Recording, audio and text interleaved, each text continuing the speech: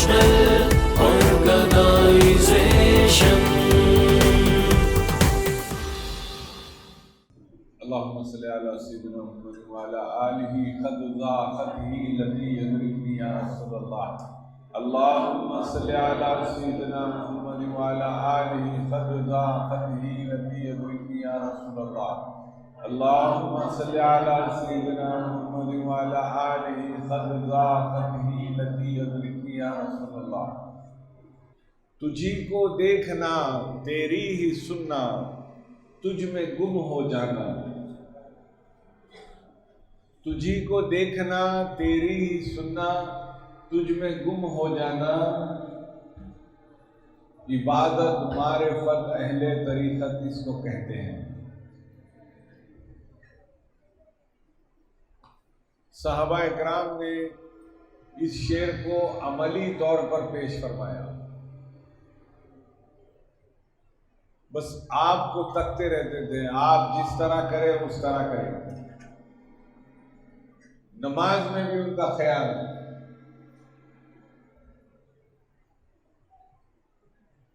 اور ہم جب میلاد النبی صلی اللہ علیہ وسلم کا جشن مناتے ہیں تو بہت سارے لوگوں میں جو بدعقیدہ لوگ ہیں ان کا یہ استدلال ہوتا ہے، یہ سوال ہوتا ہے کہ کہاں لکھا ہوا ہے، کون سی حدیث میں ہے بتاؤ جہاں رسول اللہ صلی اللہ علیہ وسلم نے ارشاد فرمایا کہ میری میلاد کا جشن مناؤ. کون سی حدیث میں حضور کا ارشاد ہے بتاؤ. وہ بھی بتانے ہم تیار ہیں، لیکن پہلے موٹی موٹی بات سمجھ لیں. صلح حدیبیہ میں جب رسول اللہ صلی اللہ علیہ وسلم مدینہ منورہ سے مکہ شریف کو آئے پہلی بار ہجرت کے بعد، پہلے حضور مدینہ میں تھے، پھر ہجرت کر کے مدینہ چلے گئے. مکے میں تھے، ہجرت کر کے مدینہ چلے گئے. پھر مدینہ شریف میں جنگ ہوئی، جنگ بدر ہوئی، احد ہوئی، خندق ہوئی، سب ہوئی. کفار مکہ سارے ہار گئے، ہر جنگ ہارے. اب رسول اللہ صلی اللہ علیہ وسلم کچھ عرصے کے بعد مکہ تشریف لانا چاہتے تھے عمرے کی نیت سے. صحابہ کرام بھی بے چین تھے.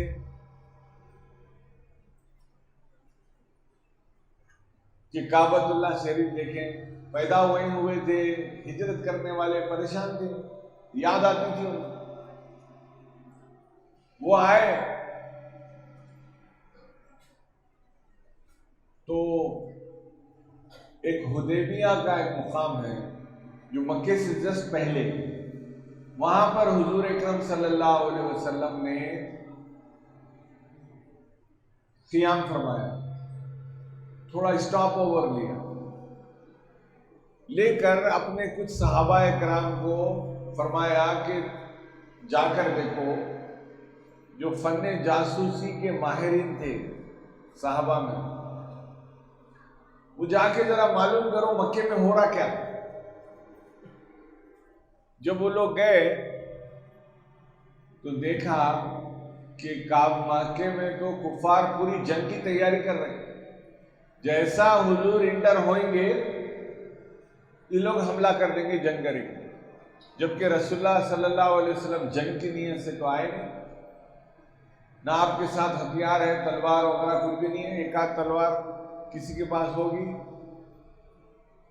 جو حفاظت کی دستہ ہے صرف ان کے پاس ہے، باقی سارے لوگ نہتے ہیں. اب جنگ کریں گے تو جانوں سے جانا پڑے گا. لہذا رسول اللہ صلی اللہ علیہ وسلم نے حضرت عثمان غنی رضی اللہ تعالیٰ عنہ کو اپنا مندوب بنا کر، اپنا ریپریزنٹیٹیو بنا کر بھیجایا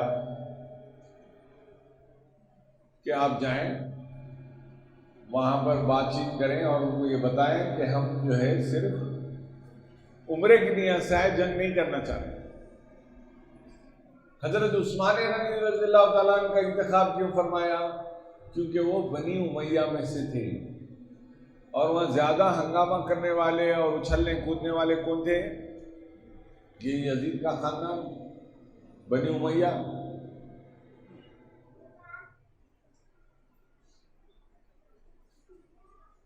یزید کا دادا ابو سفیان، بعد میں وہ ایمان لا لیے تھے لیکن جب تو کافر تھے، سب سے زیادہ اچکتے تھے وہ، سرکار کی بس جان کے دشمن تھے وہ، کئی کوششیں سازشیں کیے، ناکام رہے تھے۔ تو بہرحال حضرت عثمان غنی رضی اللہ تعالیٰ جو ہے گئے۔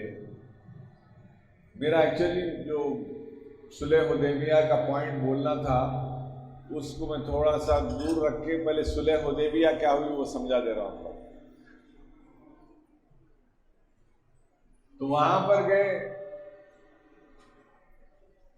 اب گفتگو ان کی چل رہی ہے لیکن ڈسکشن لمبا ہو گیا، اور ایک ایسی بھی افواہ آ گئی کہ نعوذ باللہ حضرت عثمان غنی رضی اللہ تعالیٰ عنہ کو قید کر لیے، کچھ ہو گیا اور اب جنگ ہونے والی ہے، حملہ ہونے والا ہے۔ تو رسول اللہ صلی اللہ علیہ وسلم نے تمام صحابہ اکرام کو بلایا، بلا کر جھاڑ، ایک جھاڑ ہے حدیبیہ کا جھاڑ، اس جھاڑ کے سائے میں حضور تشریف فرما ہوئے اور اپنا دستے مبارک دیا اور وہ سب کو کہا اپنا ہاتھ رکھو اور وعدہ کرو مجھ سے کہ اللہ اس کے رسول کی اطاعت کرو گے، اللہ رسول کے لیے لڑو گے۔ تو وہ جو وعدہ لیا تھا نا، وہ تو مسلمان تھے، ایمان لا لیے تھے، پھر بھی وعدہ لے رہے ہیں کہ تم اللہ رسول کی اطاعت کریں گے، جو اللہ رسول بولے سنیں گے، جبکہ ایمان لائے ہیں، لا الہ الا اللہ محمد رسول اللہ کا مینی ہے کہ اللہ رسول کی اطاعت کریں گے، پھر بھی وعدہ لے رہے ہیں۔ اور ایک بات، تو اس وعدے کو کہتے ہیں بیعت رضوان۔ کیا بولتے ہیں؟ بیعت رضوان۔ وہاں سے ہی ہمارا یہ مریدی کا بھی جواز نکلتا۔ مسلمان تھے پھر بھی مرشد کے ہاتھ پہ آ کے جو ہے وعدہ کر رہے میں اللہ رسول کی اطاعت کروں گا، اور اس نیت سے کرے۔ اب مرید ہونے کا راز کیا ہے؟ کیوں ہوتے مرید؟ تو اس کا راز یہ ہے کہ اللہ کے رسول صلی اللہ علیہ وسلم کے ہاتھ پر حضرت علی نے بیعت کی، حضرت علی سے حضرت امام حسن نے بیعت کی، امام حسن سے امام حسین علیہ السلام نے بیعت کی، امام حسین علیہ السلام سے امام زین العابدین علیہ السلام، امام محمد باقر، امام جعفر صادق، امام موسیٰ کاظم، پھر ان سے بیعت کی امام علی رضا نے، پھر ان سے بیعت کی امام تقی نے، پھر ان سے بیعت کی امام نقی نے، ان سے بیعت کی امام حسن عسکری نے، پھر وہ سلسلہ چلتے ہوئے آیا تو حضرت جنید بغدادی، معروف کرخی، حضرت سری سختی سے پیران پیر حضور شیخ عبد القادر جیلانی رضی اللہ عنہ۔ وہاں سے پھر سلسلہ چلا تو حضرت عبداللہ ابن بروم کے پاس آیا، وہ نائب رسول اللہ کے پاس آیا، نائب رسول اللہ سے حضرت رفیع الدین خنداری کے پاس آیا، رفیع الدین خنداری سے حضرت شجاع الدین صاحب قبلہ کے پاس آیا، شجاع الدین صاحب قبلہ سے پاشا سرکار کے پاس وہ بیعت آئی، پاشا سرکار سے محبوب اللہ سرکار کے پاس بیعت آئی، محبوب اللہ سرکار سے عثمان میاں سرکار کے پاس آئی، عثمان میاں سرکار سے یحییٰ سرکار کے پاس آئی، یحییٰ سرکار کے ہاتھ پہ بیعت کی واسق سرکار نے، واسق سرکار کے ہاتھ پہ بیعت کی حسینی سرکار نے، حسینی سرکار سے میں بیعت کیا، اور پھر آپ تک ہی بیعت آ گئی۔ تو جب ہاتھ میں ہاتھ ملائے تو یہ نہ سمجھے کہ سامنے مرشد بیٹھا ہے، سمجھے کہ رسول اللہ کا دست مبارک ہے، اور مولا علی کا دست مبارک ہے۔ پھر یہ سلسلہ قادریہ ہے، سلسلہ چشتیہ میں پھر یہی سلسلہ چلا۔ ہمارے پاس جو ہے دو سلسلے ہیں، ایک تو جو میں ابھی سنایا اہل بیت اطہار کا، دوسرا حضرت حسن بصری سے آیا. جو آپ کو شجرہ دیا جاتا ہے وہ حضرت امام حسن بصری سے آتا ہے. سلسلے دونوں ہیں. اگر حضرت شجاع الدین صاحب کھلا کی بارگاہ میں جائیں گے تو وہاں یہ جو اہل بیت کا میں پڑھ کے سنایا وہ شجرہ لگا ہوا ہے. لیکن حضرت امام حسن بصری کا شجرہ کیوں دیے آپ کو بولے تو وہ یحییٰ سرکار کو معلوم، وہ ایسے ہی دیے. دونوں شجرے ہیں. پھر چشتیہ سلسلہ میں آیا. اہل بیت اطہار کے بعد پھر آگے اور شیوخ آئے. پھر آیا خواجہ معین الدین چشتی رحمۃ اللہ علیہ، غریب نواز سرکار رضی اللہ تعالیٰ. ان سے بیعت کی حضرت بابا حضرت قطب الدین بختیار کاکی نے. ان کے ہاتھ پہ بیعت کی حضرت بابا فرید گنج شکر نے. ان سے بیعت کی حضرت نظام الدین محبوب الہی نے. حضرت نظام الدین محبوب الہی کے ہاتھ پہ بیعت کی حضرت نصیر الدین چراغ دہلوی نے. حضرت نصیر الدین چراغ دہلوی نے بیعت کی کہ ہاتھ پہ بیعت کی حضرت صدر الدین اولیاء نے.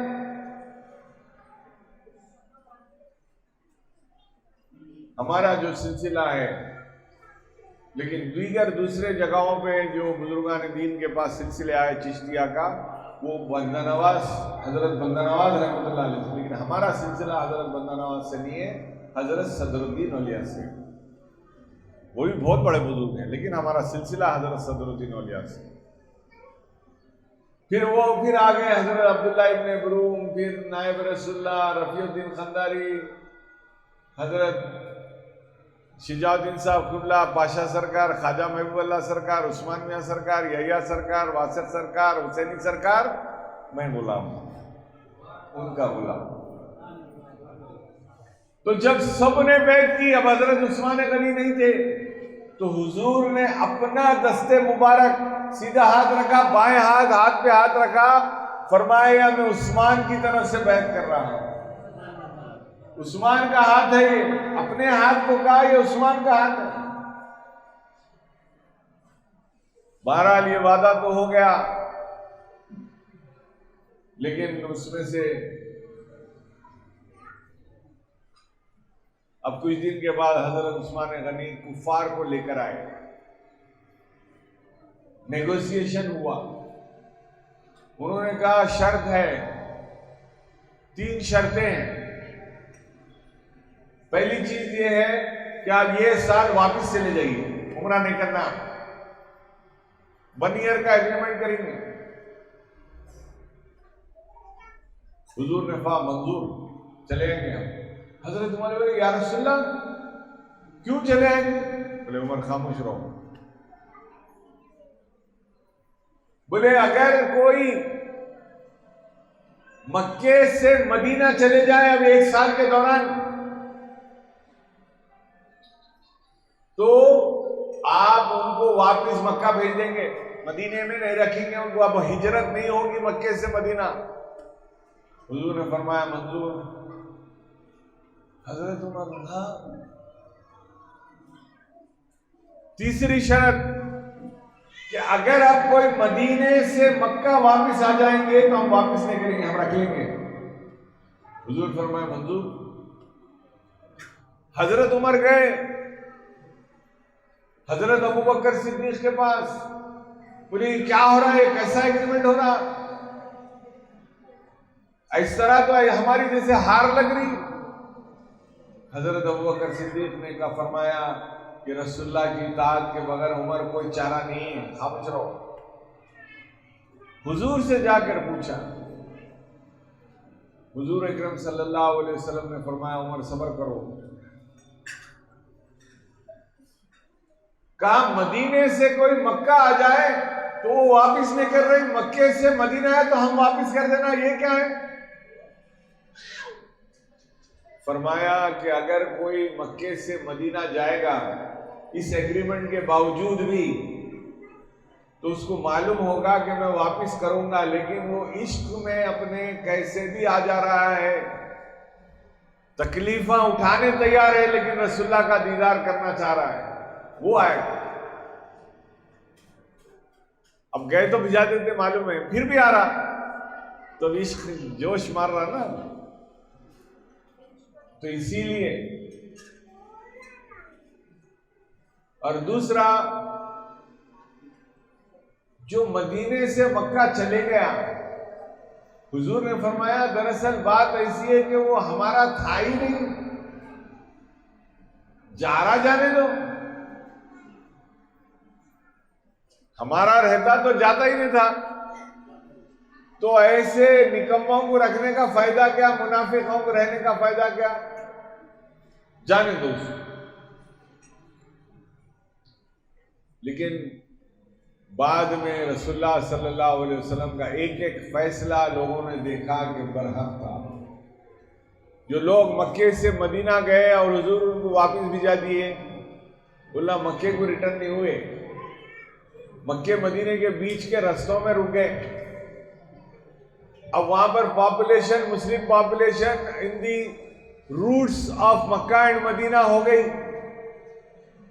اور عرب کا سارا تجارت ہوتا تھا مکے والوں کا سیریا سے، تو سیریا کے رستے میں مسلم پاپولیشن پاکٹس آ گئے، مسلمانوں کا وہاں رہن سہن بڑھ گیا، تو ان کے قافلوں کو خطرہ محسوس ہونے لگا۔ بعض صحابہ کرام نے ان قافلوں پہ حملے بھی کیے۔ اب ان کا ہو گیا ناک میں دم، یہ کیسا ایگریمنٹ کر لیے بھائی، ہماری پوری ٹریڈ روٹ ہی خراب ہو گئی۔ اور جو مدینے سے مکہ گیا وہ تو منافق تھا، اچھا ہوا بولے حضور چلے گیا، جانے دو اسے۔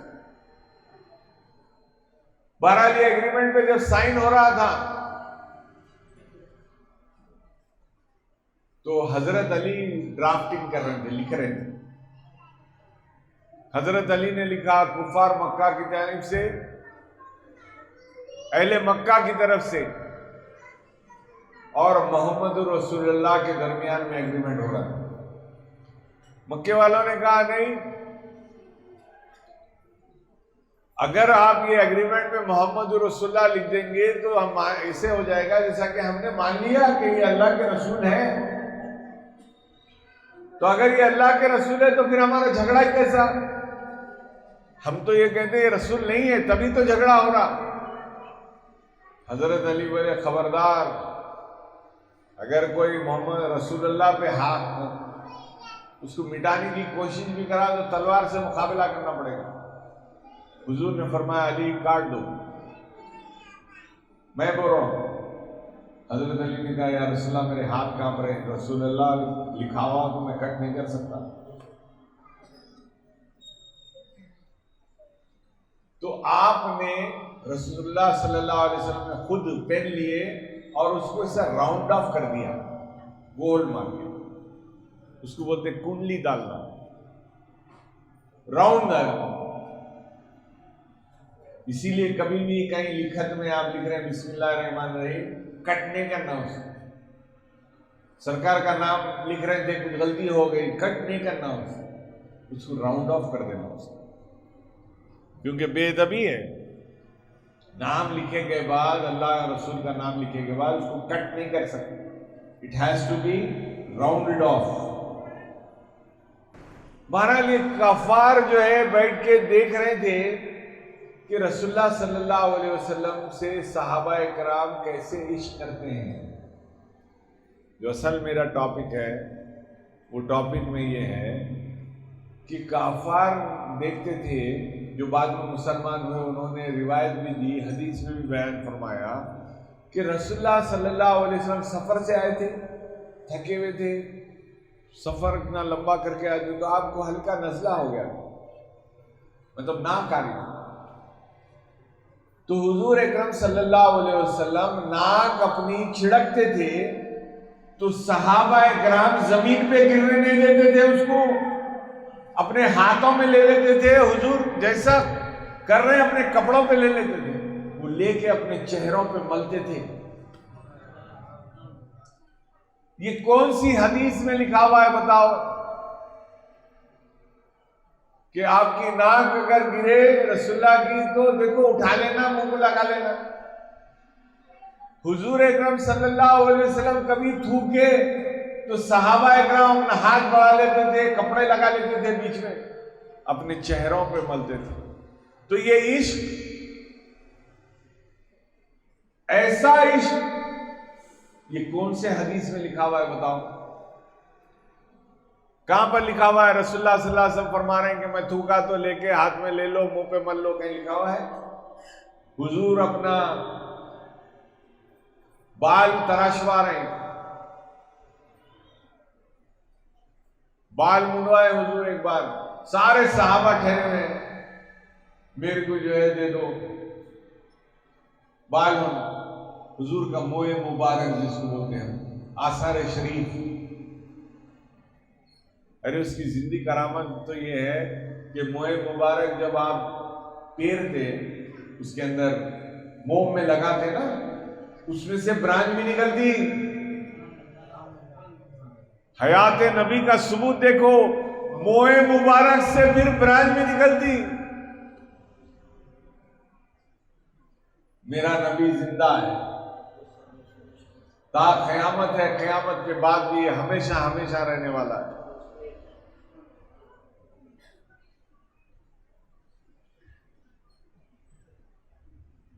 تو یہ کون سی کتاب میں لکھا ہوا تھا کہ بال تراشیں تو بالوں کو دینے نہیں جانا؟ بلکہ صحابہ اکرام کی روایت ہے کہ حضرت انس بن مالک نے اپنے انتقال سے پہلے فرمایا ہے کہ میرا وہ فلاں جگہ سے ایک چاندی کی کٹوری ہے, نکالو. چاندی کی کٹوری نکالی گئی, اس میں حضور کے اکرم صلی اللہ علیہ وسلم کے موئے مبارک تھے. انہوں نے وصیت کی کہ جب میرا انتقال ہو جائے تو میری زبان کے نیچے حضور کے موئے مبارک رکھ دینا. جب منکر نکیر سوال کریں گے میں منہ کھولوں گا تو حضور کے موئے مبارک دیکھ کے مجھ سے سوالات ہی نہیں ہوں گے. یہ عقیدہ ہے صحابی کا. وہابی کا عقیدہ کیا ہے آپ کو معلوم ہے؟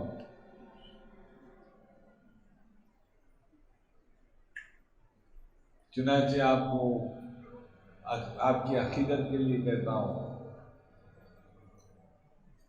پیرانی ماں بطول صاحب زادی, ہمارے پاس آثار شریف تھے حضور کے, کوئی مدینہ شریف سے آثار شریف لے کے آئے. میں والدہ کو بولا, مما کو بولا کہ مما ایک اور آثار شریف آ گیا اپنے پاس, لیکن یہ جو آثار شریف ہے وہ پیک ہے پورا, اس کو غسل شریف نہیں کر سکتے, آئینے سے پیک کر کے دیے وہ لوگ, ایک چھوٹی سی شیشی کے جیسا پورا پیک کر کے انہوں نے دیے, بھائی یہ مبارک اس میں ہے, یہ حضور کے ہیں, مدینے سے آئے. میں ماں کو بتایا, مما دیکھیے آئے ہیں نئے مبارک, اوپر رکھنے جا رہا ہوں. مما بولے دیکھو حضور کی طرف سے انتظام ہو گیا, میری آرزو تھی جب میرا انتقال ہوگا تو میرے کلوں کے پاس میں حضور کے موئے مبارک رکھ دینا. چنانچہ کسی کو معلوم نہیں تھا, میں اور ہمارے بہن بھائی صاحب, مشہود بھائی صاحب جو ہے, ہم دونوں میں راز تھا. میں آثار شریف نکال کے ان کے پاس ہینڈ اوور کر دیا تھا. میں مزار میں جیسے اترا, جب سب ختم ہو گیا, اب اترنے والا تھا, ان کو ہاتھ بڑھایا, انہوں دیے, میں رکھ لیا, میں وہ باہر آ گیا. راز میں تھی بات, ان کی وصیت, لیکن راز کھولنے والے اللہ سبحانہ و تعالی. دوسرے دن لوگوں نے خواب میں دیکھا, ہمارے پیر بھائی احمد خادری نے دیکھا کہ پیرانی ماں بطول صاحب زادی کی مزار پہ چھوٹی گنبد خضرا بنی ہوئی ہے.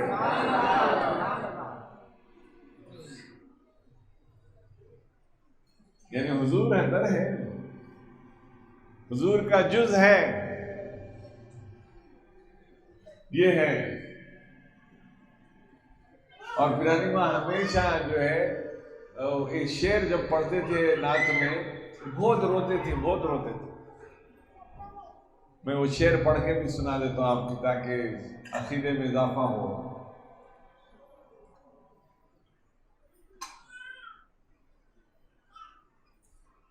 ہے وصیت کے کفن میں میرے رگ دے احباب, ہے وصیت کہ کفن میں میرے رگ دے احباب, مطلب میرے دوست, میرے ساتھیاں. ہے وصیت کے کفن میں خاک روزے کی جو مل جائے کہیں تھوڑی سی چاہیے، مجھ پہ عنایت شہدی تھوڑی سی دیجیے، خبر کو یا سرب مہجبی تھوڑی سی۔ یہ پرانی ماں کو بہت پسند تھی نعت شریف۔ اس میں وصیت کیا ہے کہ کہیں سرکار کے روضے کے خاک مبارک یعنی دھول مٹی وہاں کی مل جائے تو میرے کفن میں رکھ دو۔ پرانی ماں کی وصیت وہ بھی پوری کی گئی۔ حضور اکرم صلی اللہ علیہ وسلم کے روضے میں جو جھاڑو دیتے وہاں جھاڑو کی تھوڑی سی دھول خاک مبارک لائے تھے، اور حضور کی جالی میں جو ہری جالی ہے ہری جالی کا کلر لائے تھے۔ پرانی ماں اور صاحب دونوں کی مزاروں میں وہ رکھا گیا الحمدللہ۔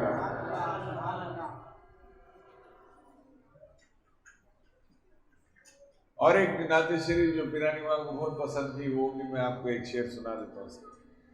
دل خبردار نظر آتا ہے، دل خبردار نظر آتا ہے، مست ہوشیار نظر آتا ہے، دیکھو محشر میں نبی کو دیکھو، سب کا سردار نظر آتا ہے، دل خبردار نظر آتا ہے، مست ہوشیار نظر آتا ہے۔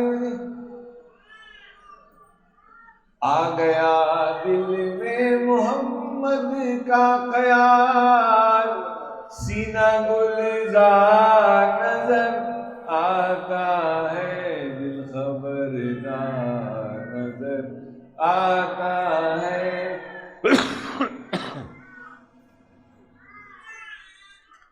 بہرحال تو محبت کے لیے کوئی جواز کی ضرورت نہیں ہوتی، اور جب حضور کے سامنے صحابہ اکرام نے یہ محبت کے اظہار کیے تو حضور منع نہیں فرمائے۔ ایک صحابی تھے، ان کے بال اتنے بڑے تھے کہ جب وہ کھولتے تھے اس کو نہانے کے لیے تو گھٹنوں تک آ جاتے تھے۔ تو صحابہ اکرام نے عرض کیا، بھائی آپ کے بال اتنے بڑے کیوں ہیں، کٹ کیوں نہیں کرتے اس کو؟ تو بولے بچپن میں حضور نے مجھے لے کر گئے تھے، حضور اکرم صلی اللہ علیہ وسلم نے میرے سر پہ دست مبارک پھرایا تھا، ہاتھ پھرایا تھا، جس بالوں کو نبی کا ہاتھ لگ جائے وہ ہاتھ میں بال کاٹ نہیں سکتا۔ یہ محبت۔ لیکن اس کے ساتھ ساتھ ایک اور ایک صحابی کے صاحبزادے کا واقعہ ہے جو ایسا ہی ہے۔ حضور اکرم صلی اللہ علیہ وسلم کے پاس لے کے گئے ماں باپ، اور حضور نے اپنے دست مبارک کو ان کے سر پہ پھیرا۔ جب گھر کو آئے تو حضور کی پسینے مبارک کی خوشبو آ رہی تھی، گلاب کی خوشبو آ رہی تھی۔ ماں باپ بولے دیکھو حضور دست مبارک لگائے تو ابھی تک جو ہے خوشبو آ رہی، دیکھو۔ دوسرے دن صبح ہوئی وہی خوشبو برقرار، نہایا پانی نہایا پھر بھی خوشبو وہی برقرار، خوشبو جاری نہیں۔ تو ماں باپ نے کہا ارے دیکھو یہ تو برکت ہو گئی، یہ بات ہو گئی، لہذا بال کٹ نہیں کریں گے۔ بچہ بڑا ہوا، 14 سال کی عمر کا ہو گیا، چوٹی ڈالتے تھے لیکن بال کٹ نہیں کرتے تھے۔ ایک دن گھر کو آیا بچہ، تو روز کی عادت تھی نا حضور کی خوشبو مبارک سننے کی۔ جب بچہ گھر کو آیا تو دیکھا کہ بچے کے سر سے وہ خوشبو چلے گئی۔ ماں باپ پریشان ہو گئے، یہ کیا ہو؟ حضور کے پاس لے کے گئے، بولے یا رسول اللہ آپ فلاں سن پہلے اتنے سال پہلے بچے کے ہاتھ پھرائے تھے، خوشبو آ رہی تھی، اب اچانک خوشبو چلے گئی۔ حضور اکرم صلی اللہ علیہ وسلم نے فرمایا یہ تمہارا بچہ مشرکین میں، منافقین میں، ان کے بچوں کے ساتھ اس کی دوستی ہے، ان کے ساتھ اٹھتا بیٹھتا ہے، اور وہ میرے خلاف میں بولتے ہیں، نئے نئے وسوسے ڈالتے ہیں اس کے دل میں، نئے نئے تھیوریز بیان کرتے، نئے نئے تہمتیں لگاتے میرے اوپر۔ یہ بچہ روز ان کی سنتے سنتے سنتے ایک دن اس کے دل میں بھی میرے خلاف میں جو لوگ تہمت لگا رہے ہیں اس کا شک آ گیا۔ جیسے شک آیا اللہ نے وہ نعمت چھین لی۔ میرے یا رسول اللہ توبہ کرتے ہیں، غلطی ہو گئی، اب آئندہ نہیں کریں گے، معاف فرما دیجئے، پھر سے دستے مبارک پھر دیجئے تاکہ بچے کے بالوں میں پھر سے وہ خوشبو آ جائے۔ حضور نے فرمایا اللہ جو نعمت دیتا اور چھین لیتا ہے پھر واپس نہیں دیتا۔ تو اس سے نصیحت کیا ملی؟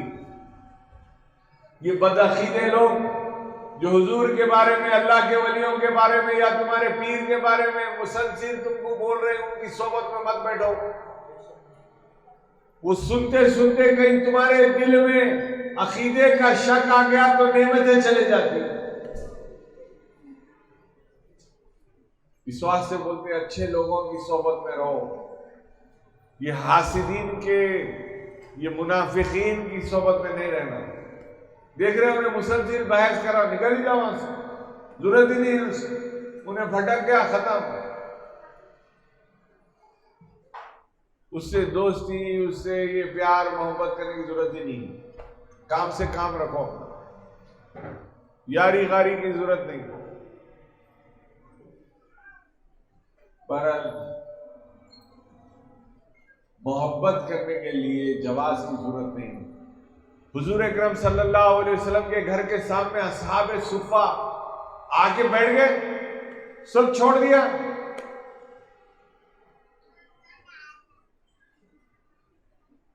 صرف سرکار کے دیکھتے رہتے تھے۔ جیسے حضور مسجد نبوی میں آتے تھے وہ ساتھ ساتھ ہو جاتے، پیچھے پیچھے بیٹھتے، حضور جو بول رہے ہیں، جو کر رہے ہیں۔ اللہ روایت ہے کہاں سے آئے؟ ایک صحابی آئے تھے، حضور ایسا بولے ویسا بولے، یہ سب کہاں سے ملا ہمارے؟ یہی اصحاب صفہ اور ایسے ہی دیگر صحابہ اکرام سے ملا۔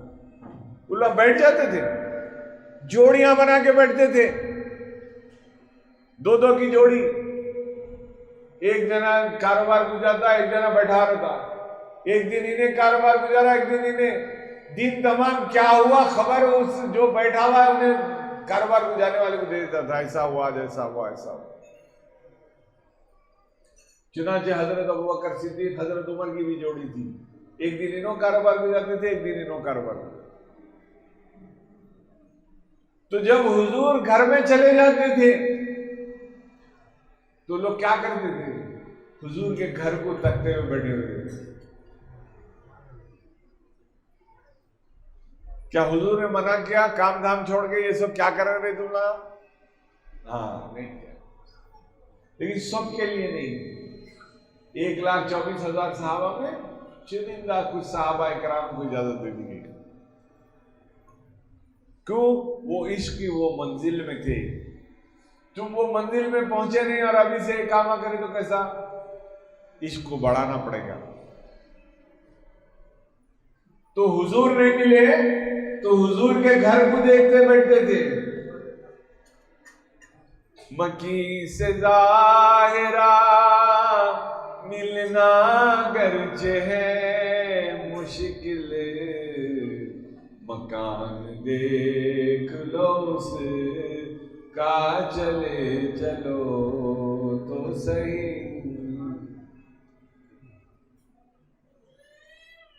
نہ غرض کسی سے نواستا، ہم کام اپنے ہی کام سے، تیرے ذکر سے، تیرے فکر سے، تیری یاد سے، تیرے نام سے، تیرے ذکر سے، تیری فکر سے، تیری یاد سے، تیرے نام سے، نہ غرض کسی سے نوازتا ہم کام اپنے ہی کام سے، تیرے ذکر سے، تیری فکر سے، تیری یاد سے، تیرے نام سے نظر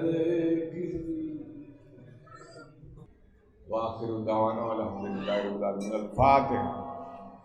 قادریہ انٹرنیشنل